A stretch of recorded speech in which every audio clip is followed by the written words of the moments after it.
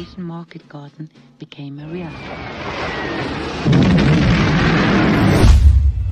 Halo sobat semuanya dimanapun kalian berada. Semoga semuanya sehat dan sukses selalu. Kembali lagi dengan saya yang pada kesempatan kali ini saya akan mereview sebuah film kisah nyata dari peristiwa Perang Dunia Kedua antara pihak sekutu melawan pasukan Jerman dalam peristiwa Operasi Market Garden di Belanda. Film yang diadaptasi dari sebuah buku berjudul sama, karangan Cornelius Ryan, menceritakan tentang awal mula tragedi dunia terjadi saat Jerman memutuskan untuk menginvasi Polandia pada tahun 1939. Hampir 5 tahun lamanya, pasukan Jerman di bawah komando Adolf Hitler telah berhasil memperluas wilayahnya sampai menguasai hampir seluruh Eropa. Hingga seorang jenderal bintang 5 bernama Dwight D. Eisenhower dari pihak sekutu diperintahkan untuk menghentikan dominasi Jerman di Eropa, yang pada akhirnya pertempuran sengit terjadi di Belanda dan dikenal dengan Operasi Market Garden.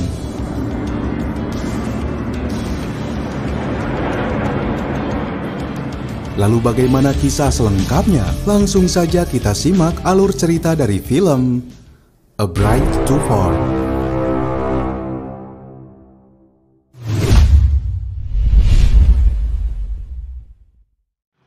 The long-standing rivalry had never been more clear. German troops controlled most of Europe. Berlatar pada bulan September 1944 di kota Arnhem, Belanda. Kala itu rakyat Belanda yang berhasil dikuasai Jerman dikejutkan dengan kedatangan pasukan Jerman dengan skala besar yang sedang memasuki kota Arnhem di bawah komandan Front Barat yang bernama Marsekal Lapangan Gerd von Rundstedt.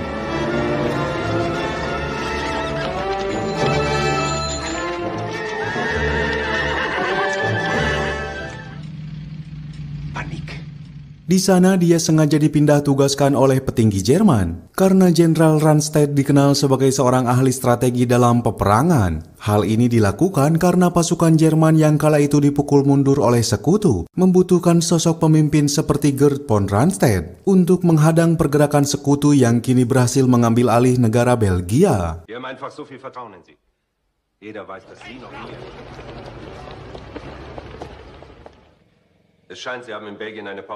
Dari situasi tersebut, tak jarang warga Belanda yang pro kepada sekutu mengatasnamakan mereka sebagai pejuang bawah tanah yang memutuskan untuk menjadi mata-mata guna memberikan informasi kepada pihak sekutu mengenai gerak-gerik pasukan Jerman yang berada di kota Arnhem.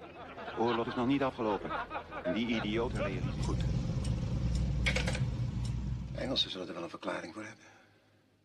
Dari data yang telah terkumpul itu, membuat seorang jenderal dari pihak Inggris yang bernama Frederick Browning langsung mengadakan rapat dengan para pemimpin militer sekutu. Di sana, Jenderal Browning memberikan briefing kepada bawahannya guna mendukung persiapan sebuah operasi besar yang dinamakan Operasi Market Garden, yang sebelumnya telah dicetuskan oleh Jenderal Montgomery dari Inggris. It'll be the largest airborne operation ever mounted. Actually, the plan's really very simple. Dia akan mengerahkan 35.000 pasukan gabungan sekutu dengan menargetkan kota Arnhem Belanda yang menjadi basis kekuatan Jerman, dengan misi mengambil alih kota Arnhem sebelum hari Natal tiba.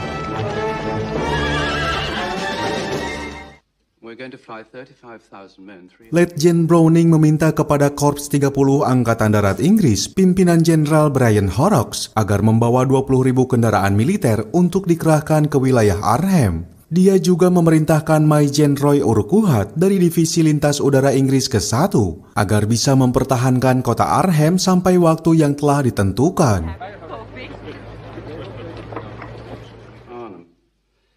Arnhem Bridge. Kemudian Brigadir Jenderal James Gavin, pemimpin Divisi 82 Lintas Udara Angkatan Darat Amerika, diminta untuk menerjunkan pasukannya di kota Nijmegen. Perintah selanjutnya diberikan kepada Mayor Jenderal Maxwell Taylor, pemimpin Divisi 101 Lintas Udara Angkatan Darat Amerika, agar menerjunkan pasukannya di kota Eindhoven. Dan tak lupa, di sana juga terlihat Mayor Jenderal Stanislaw Sosabowski, komandan dari Kesatuan Brigade Parasut Independen ke-1 Polandia, juga turut bergabung ke dalam pasukan sekutu. Come on, move on, buddy. Second, you get 9. First of all, General Maxwell Taylor. Di sisi lain, pihak Jerman juga sedang mengadakan rapat dengan para perwiranya. Terlihat perwira Jerman dari Kesatuan Waffen SS bernama Jenderal Wilhelm Dietrich sebagai Komandan Panzer II SS sedang antusias mendengarkan atasannya yang menugaskan dia beserta Korps Panzer II SS untuk segera bersiaga di kota Arnhem. Dietrichs Panzertruppen.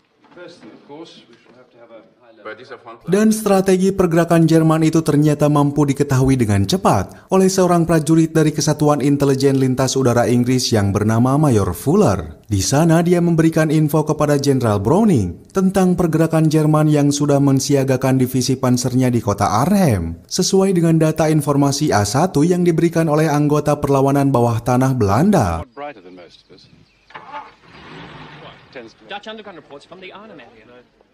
Namun Jenderal Browning tak mau terpengaruh dengan informasi itu. Dia tetap pada pendiriannya dan hanya akan mempercayai informasi yang diberikan dari kalangan intelijen militer Inggris. Dan mendengar hal itu, dengan berat hati Mayor Fuller harus menerima keputusan atasannya tersebut.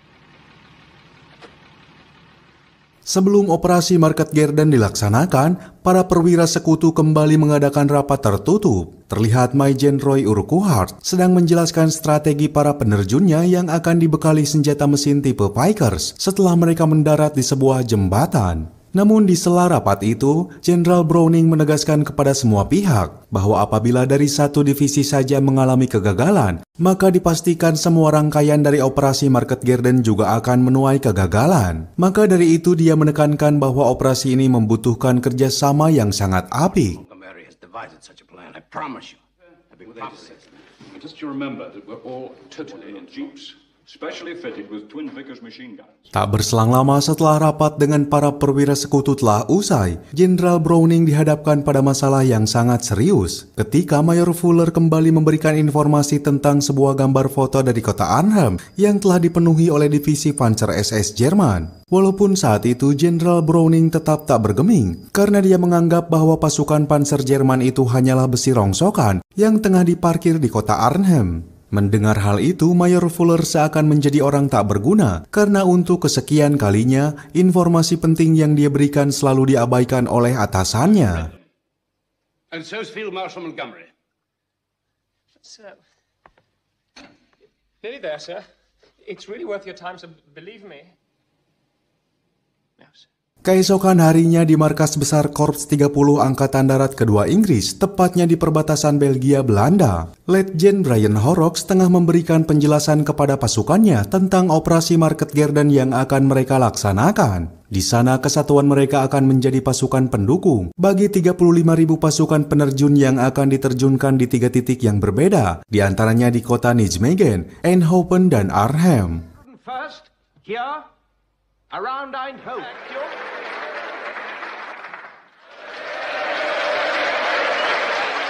Keberhasilan mereka akan menentukan pasukan penerjun untuk bisa menerobos pertahanan terakhir Jerman yang berada di jembatan Sungai Rhine. Misi dukungan Angkatan Darat ini akan dipimpin oleh salah satu perwira dari Kesatuan Lapis Baja ke-30 pasukan pengawal Irlandia yang bernama Letnan Kolonel Van Deleur. Dan operasi Market Garden ini akan berlangsung pada tanggal 17 September tepat pada pukul 14.35 siang. Behind enemy lines.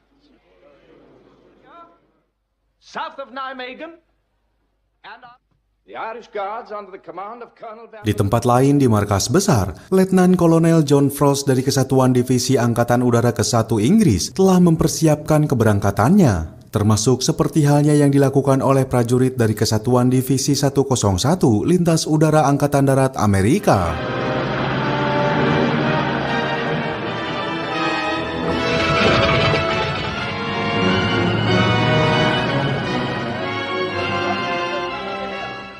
Esok harinya pada jam yang telah ditetapkan pada operasi Market Garden, seluruh divisi dari pasukan gabungan sekutu telah menaiki pesawat C-40 Dakota dan pesawat layang tipe Airspeed AS-51 Horsa jenis angkut personil untuk dilepas landaskan dari 24 titik pangkalan udara yang berada di perbatasan Belgia. Tak lupa juga Angkatan Darat Inggris di bawah komando Letkol Van Deleur membawa Korps 30 lapis bajanya yang berjenis tank Sherman buatan Amerika. Better than the desert, is it?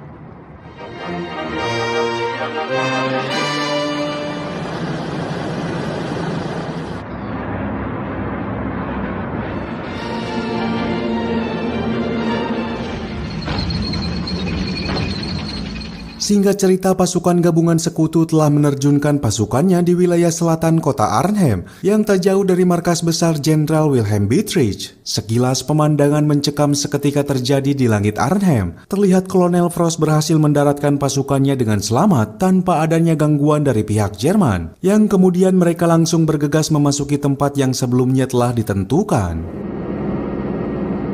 I told you should have had them. This on the river road, we should be all right.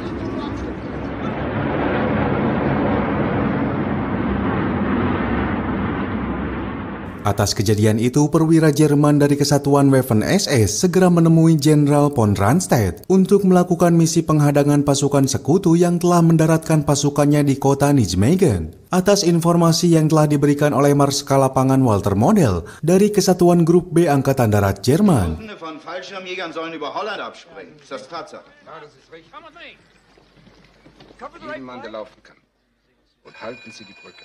Di tempat lain, Divisi 101 Lintas Udara Angkatan Darat Amerika mendapatkan tekanan dari pasukan Jerman yang ternyata saat proses pendaratan itu, mereka telah menunggunya di sebuah hutan. Dan di saat yang sama, Letnan Kolonel Van der Lur memerintahkan Korps 30 lapis bajanya untuk segera berangkat guna memberikan support kepada pasukan infanteri yang telah memasuki zona area pasukan Jerman, dan ditandai dengan ditembakannya meriam-meriam artileri dari pihak sekutu.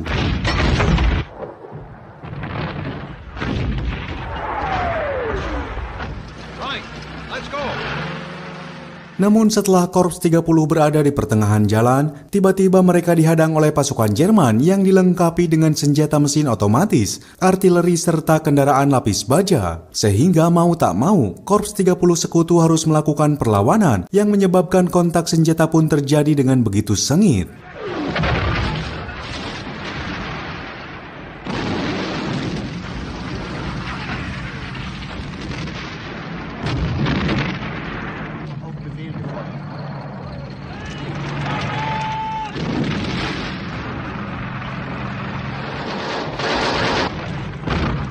Tak berselang lama, dukungan serangan udara dari pesawat pengebom sekutu datang untuk memberikan bantuan kepada Korps 30. Pesawat-pesawat pengebom tipe Harvard berhasil membombardir posisi Jerman yang berada di balik rimbunnya hutan. Yang kemudian dari penyerangan itu, Korps 30 lapis baja bisa melanjutkan perjalanannya kembali.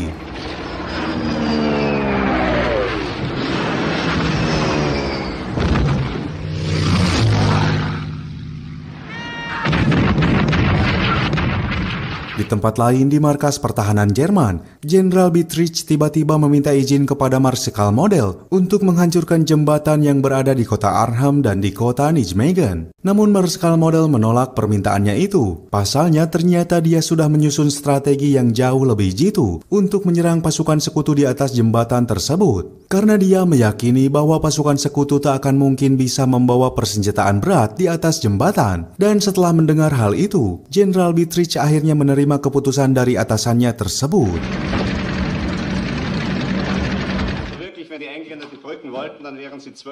Singkat cerita, Letkol John Frost beserta Batalion 1 dan 2 dari Resimen Parasut Divisi Lintas Udara ke-1 Inggris berhasil memasuki serta mengambil alih kota Arnhem yang telah ditinggalkan pasukan Jerman, dan mereka disambut sukacita oleh warga kota tersebut.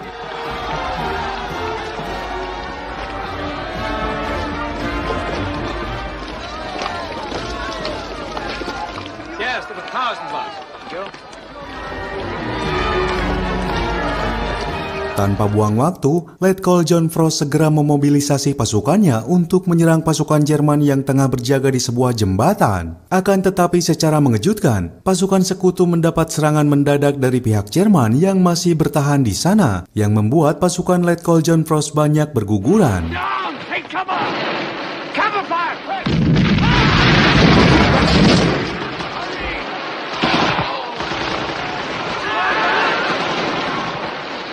Melihat pertahanan yang solid dari pihak Jerman, Letkol John Frost akhirnya memutuskan untuk menyerang jembatan yang berada di kota Arnhem tersebut pada tengah malam. Selama menunggu momen tersebut, beberapa unit dari Divisi Lintas Udara 1 Inggris yang bermodalkan senjata penyembur api langsung menargetkan kepada gudang amunisi Jerman yang berada di jembatan itu. Hingga akhirnya gudang-gudang amunisi itu terbakar sampai menghanguskan benteng bunker yang ada di sana.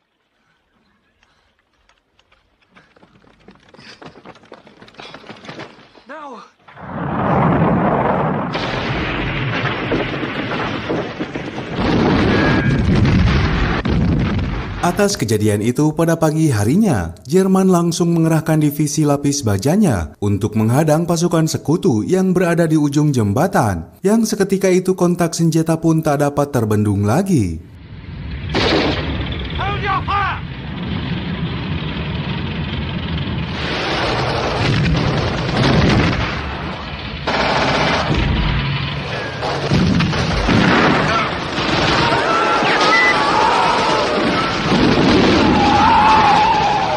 Beberapa jam setelah pertempuran itu, pasukan sekutu akhirnya mampu menghancurkan divisi lapis baja Jerman hingga pertempuran tersebut dimenangkan oleh pihak sekutu. Namun Jerman tak tinggal diam, mereka berupaya untuk terus menambah kekuatan pasukan di jembatan kota Arnhem hingga pasukan Letkol John Frost harus tertahan di sana.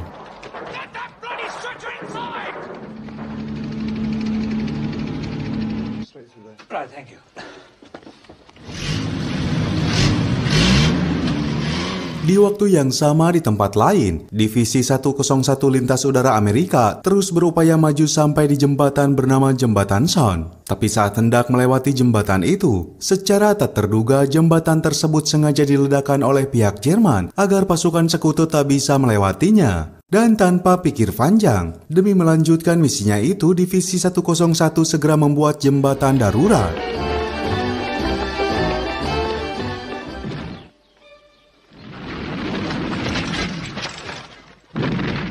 Masalah lain terjadi saat Divisi Jenderal Urquhart terjebak di kota Arnhem. Setelah kendaraan jeep mereka tak kunjung datang karena berhasil dihancurkan dalam penyergapan yang dilakukan pasukan Jerman. Terlebih alat komunikasi radio yang telah disediakan saat itu tidak berfungsi.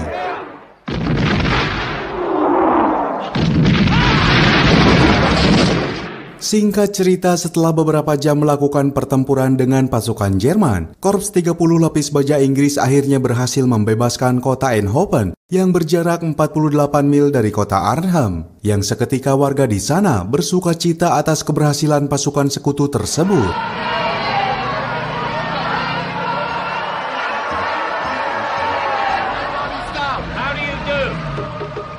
Namun sebaliknya, suasana di selatan kota Nijmegen masih dalam keadaan mencekam setelah pasukan Divisi 82 Amerika tertahan di sana. Pasalnya Divisi Lapis Baja Waffen SS Jerman telah menghadang pasukan sekutu yang membuat misi pasukan gabungan sekutu tersebut harus menguras banyak waktu.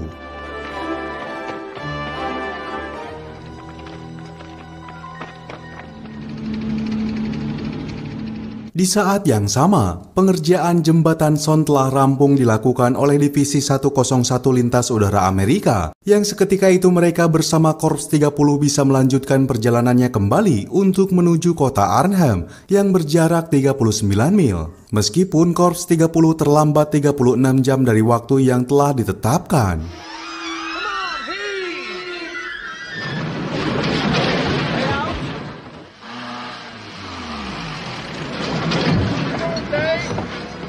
Tapi berkat kerjasama yang baik, Korps 30 berhasil lolos dari pasukan Jerman. Pasalnya Divisi Lintas Udara 82 Amerika sebelumnya telah berhasil mengamankan jembatan yang berada di kota Nijmegen, yang seketika itu mereka disambut meriah oleh pasukan di sana.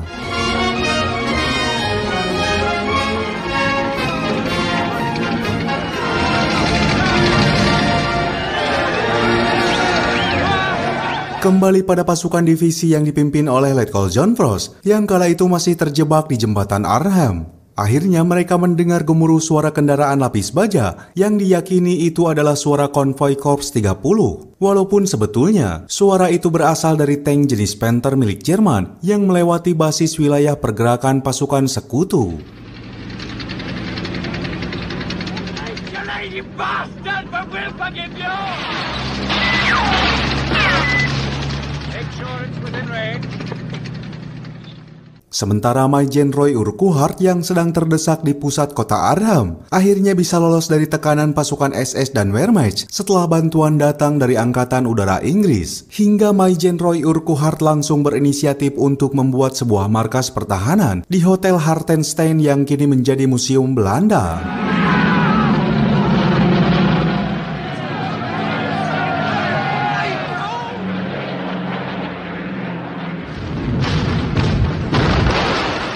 Di sana, Majen Roy Urquhart diberikan laporan mengenai situasi dari pasukan Letkolfrost yang masih dikepung oleh pasukan Jerman. Dan untuk bisa menyelamatkannya, dia mengharapkan bantuan dari Jenderal Sosabowski, komandan pasukan Polandia, yang kini masih tertahan di pangkalan udara perbatasan Belgia akibat cuaca yang tak mendukung. Semua itu tak lepas dari kondisi pasukannya yang saat ini kekurangan amunisi, akibat pesawat-pesawat pengirim logistik telah salah menerjunkan barang bawaan mereka yang harus jatuh di kawasan pertahanan Jerman, karena mereka tak bisa menggunakan alat komunikasi radio. Sosabowski's Polish Brigade is Unit 12. If it arrives.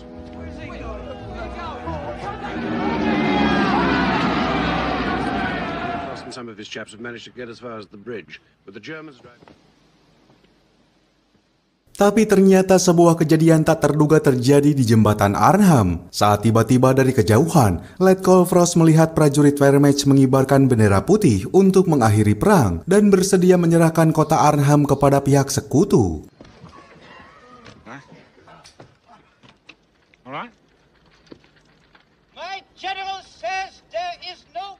Namun ajakan itu ditolak mentah-mentah oleh pasukan sekutu, yang membuat Jerman harus kembali mengerahkan divisi lapis baja SS untuk meratakan kota Arnhem serta pasukan sekutu yang berada di sana, hingga pertempuran itu tak bisa dibendung lagi.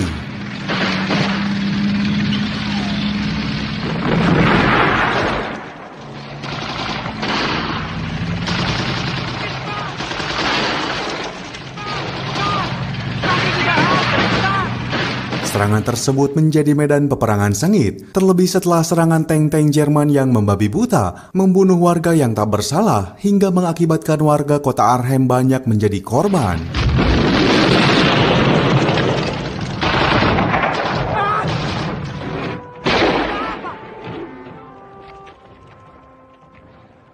Di sisi lain, pasukan divisi lapis baja SS akhirnya telah kembali berhasil mengamankan jembatan Nijmegen, yang membuat tentara dari divisi lintas udara ke-82 terpaksa melakukan penyeberangan sungai di siang hari dengan resiko besar, demi bisa merebut kembali jembatan Nijmegen dari tangan Jerman.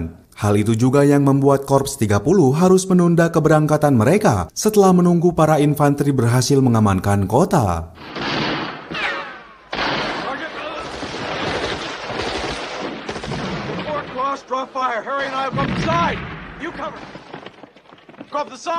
Pasukan divisi lapis baja Waffen SS tak tinggal diam saat melihat pasukan divisi lintas udara 82 Amerika akan menyeberangi sungai. Mereka melakukan serangkaian serangan secara serentak dari meriam-meriam tank Jerman. Dan untuk kesekian kalinya, Komandan SS meminta izin kepada Marsekal Walter Model untuk menghancurkan jembatan Nijmegen. Bitte um Erlaubnis, die Brücke sprengen zu dürfen. Kembali kepada scene di mana pasukan divisi lintas udara 82 Amerika terus berusaha mendayung perahu-perahu mereka dengan sekuat tenaga sampai ke titik yang telah ditentukan. Namun tank-tank Jerman yang telah bersiaga mampu membombardir pasukan sekutu yang bergerak tanpa bantuan apapun, hingga sebagian prajurit di sana harus berguguran.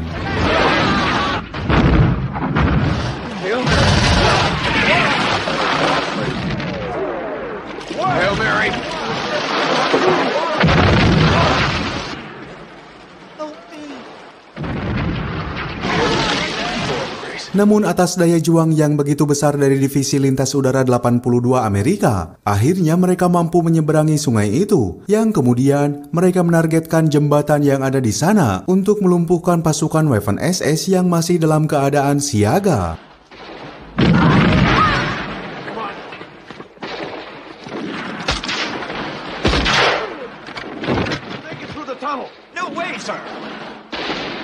Tanpa diduga dari arah yang berlawanan, suara gemuruh konvoi lapis baja dari Korps 30 datang untuk melewati jembatan Nijmegen. Namun sangat disayangkan, bom TNT yang dipasang oleh pasukan SS tak bekerja semestinya, hingga konvoi tank sekutu bisa selamat dari jebakan mematikan itu.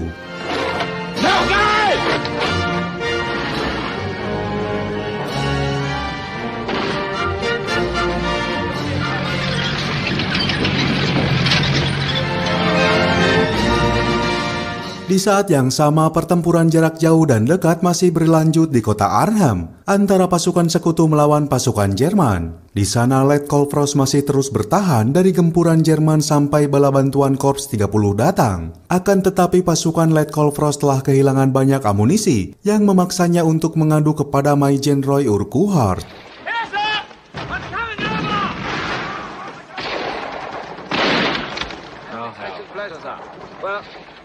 We're holding up.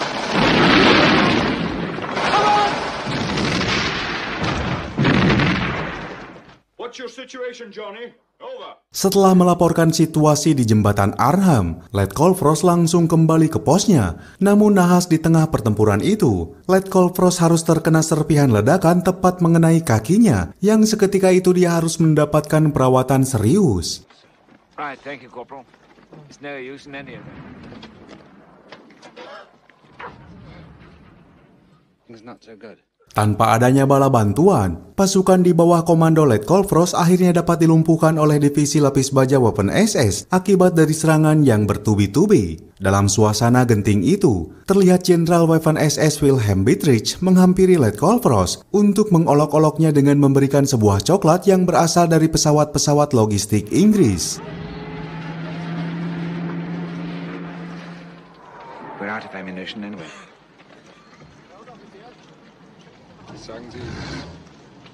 Beberapa hari berlalu setelah operasi Market Garden dilakukan, akhirnya Mayor Jenderal Stanislaw Sosabowski, Komandan Brigade Parasut Independen ke-1 Polandia, diterjunkan ke Belanda untuk memberikan bantuan kepada pihak sekutu setelah cuaca normal kembali. Namun pasukan Jerman yang telah mengetahui titik penerjunan pasukan Polandia itu melakukan serangan kejutan kepada pasukan Mayor Jenderal Stanislaw, hingga beberapa penerjun dari Polandia harus gugur di sana.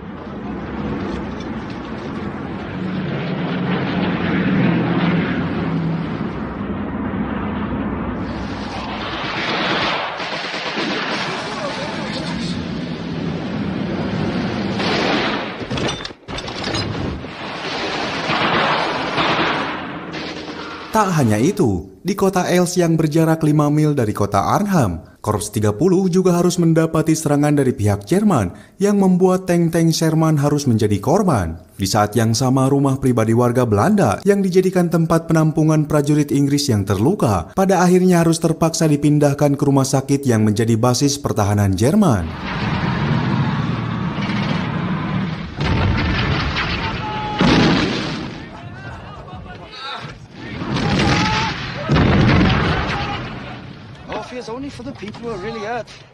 Kembali kepada Mayor Jenderal Stanislaw Sosabowski yang saat itu dihampiri oleh salah satu prajurit yang membawa pesan dari Maijen Roy Urquhart. Dalam surat itu dia meminta pasukan Polandia untuk segera membantu pasukan sekutu yang tengah terdesak. Hingga permintaan itu dikabulkan oleh Maijen Sosabowski dan segera memerintahkan pasukannya untuk bergerak malam itu juga demi bisa membantu pihak sekutu dengan menggunakan perahu melewati Sungai Rhine.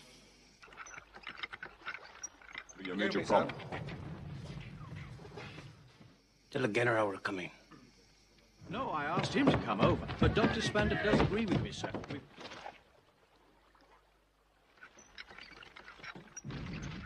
Di malam hari yang gelap, pasukan Polandia segera melaksanakan tugasnya untuk mengirimkan suplai amunisi dan beberapa pasukan tambahan pada pasukan sekutu di garis depan. Namun di tengah perjalanan mereka, tiba-tiba tembakan cahaya suar menyinari area itu, yang seketika pasukan Polandia harus diberondong oleh rentetan senapan-senapan mesin pasukan Jerman. Hingga tak sedikit pasukan Polandia yang berguguran di sana, yang membuat Maijen Sosabowski harus menunda pengiriman bantuan kepada pihak sekutu.